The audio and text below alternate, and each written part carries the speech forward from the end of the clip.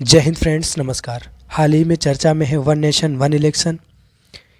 One nation one election से क्या हो सकते हैं फ़ायदे और नुकसान, इस पर चर्चा करेंगे। इससे पहले बात कर लेते हैं कि वन नेशन वन इलेक्शन से संविधान पर क्या असर पड़ेगा। क्या पड़ सकता है संविधान पर असर? तो कहेंगे जी हाँ, संविधान संशोधन हो सकता है।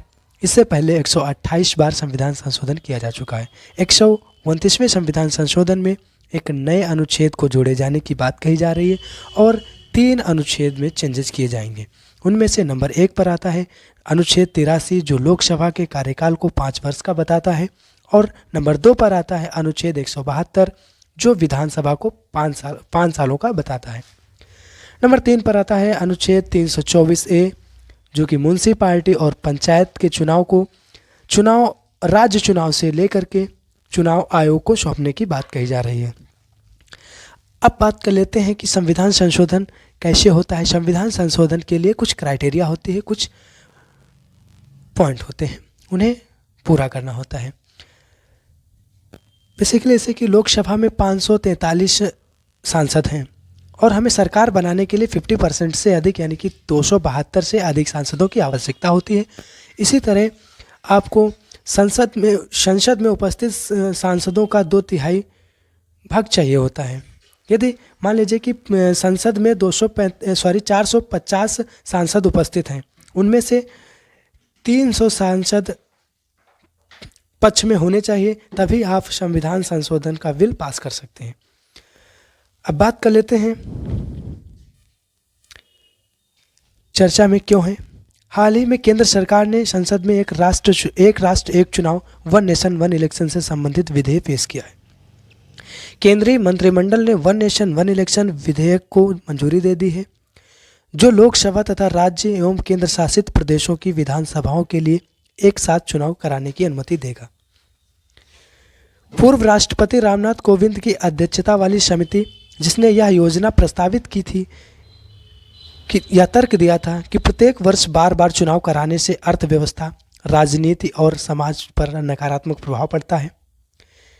इसने इस समस्या से निपटने के लिए एक साथ चुनाव कराने की पुनः सिफारिश की है। एक राष्ट्र एक चुनाव क्या है? इस अवधारणा में पूरे भारत में लोकसभा चुनाव और राज्य विधानसभा चुनाव एक साथ कराए जाने का सुझाव दिया गया है।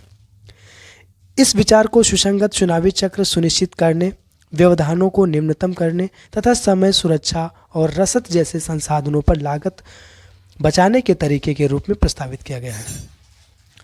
भारत की चुनाव प्रक्रिया और उसका विकास। लोकसभा और राज्य विधानसभाओं के लिए पहले 1947 आज़ादी के बाद सबसे पहले चुनाव 1951 में कराए गए। 1951 से 1952 में एक साथ चुनाव आयोजित किए गए थे और यह परंपरा 1957, 1962 और 1967 में हुई 3 आम चुनावों में भी जारी रही। स्वतंत्रता के बाद लोकसभा और राज्य विधानसभाओं के लिए 400 से अधिक चुनाव आयोजित किए गए, जो लोकतांत्रिक भागीदारी के प्रति देश की प्रतिबद्धता को दर्शाता है। हालांकि लगातार होने वाले चुनावी चक्र के कारण अक्सर रसद संबंधी चुनौतियां और उच्च लागतें उत्पन्न होती हैं, जिससे निर्बाध शासन सुनिश्चित करना कठिन हो जाता है। इसके अतिरिक्त विभिन्न राज्यों और राष्ट्रीय संसद के लिए चुनाव कार्यक्रमों का एक दूसरे से ओवरलैप होना राजनीतिक अस्थिरता और मतदाता थकान में योगदान देता है।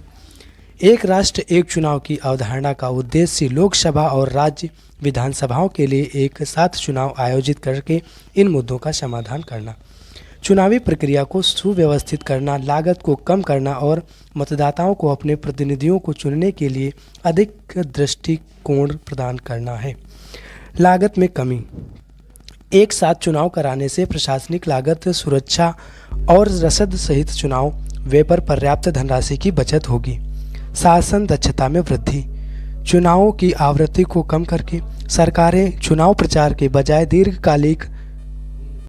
दीर्घकालिक नीति कार्यान्वयन और शासन पर अधिक ध्यान केंद्रित कर सकती है। राजनीतिक स्थिरता। इस योजना से मध्य अवधि चुनावों की संभावनाओं को कम करके राजनीतिक चक्र की स्थिर करने की उम्मीद है, जो शासन प्रक्रिया को बाधित कर सकते हैं। मतदाता सहभागिता। एकीकृत चुनाव से मतदाता सहभागिता बढ़ सकती है, क्योंकि नागरिकों के पास चुनावी प्रक्रिया से अलग होने की संभावना कम होगी। वीडियो कैसा लगा है कमेंट बॉक्स में अवश्य बताइएगा। यदि अच्छा लगा हो तो चैनल को सब्सक्राइब करिएगा और चैनल को लाइक करना मत भूलिएगा। जय हिंद, जय भारत, वंदे मातरम।